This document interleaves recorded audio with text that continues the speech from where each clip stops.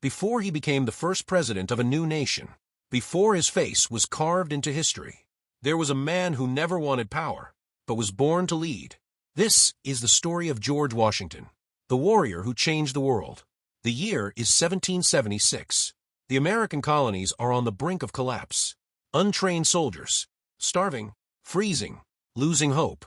And at the center of it all stands one man, George Washington. He wasn't the most educated. He wasn't the most experienced. But he had something far more powerful: unbreakable determination. Born in 1732 in Virginia, Washington grew up in a world of struggle and ambition. He lost his father at a young age and was forced to grow up quickly. By his early 20s, he was already fighting in wars, learning, failing, surviving. These moments didn't break him. They built him. When the Revolutionary War began, Washington was chosen to lead the Continental Army. But the truth was harsh. His army was weak, poorly trained, outnumbered. Supplies were low. Hope was fading. Many believed the war was already lost. But Washington believed something different. He didn't fight for quick victories. He fought to endure.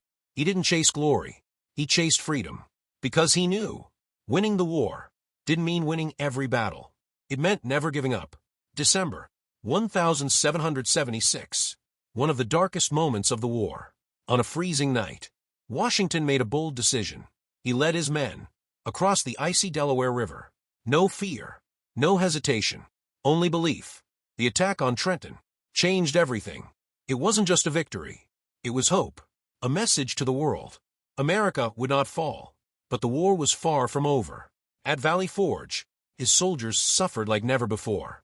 Cold, hunger, disease. Many didn't survive, but Washington stayed. He didn't leave. He didn't quit. He stood with his men and suffered with them. That's what made him different. That's what made him a true leader. The final chapter. At Yorktown, everything came down to one moment: strategy, patience, courage, and then victory. The British surrendered. After years of struggle, America was free. But what happened next is what made Washington. He didn't take power. He didn't become a king. He stepped down. He chose honor over control. Later, he became the first president of the United States. A leader not driven by power, but by purpose. A man who showed the world that true greatness is not about holding power. It's about knowing when to let it go. George Washington was not just a warrior. He was a symbol of courage, of sacrifice, of leadership. A man who never chased greatness, yet achieved it anyway. And maybe the greatest lesson he left behind is this: the strongest leaders are not the ones who seek power, but the ones who are strong enough to walk away from it.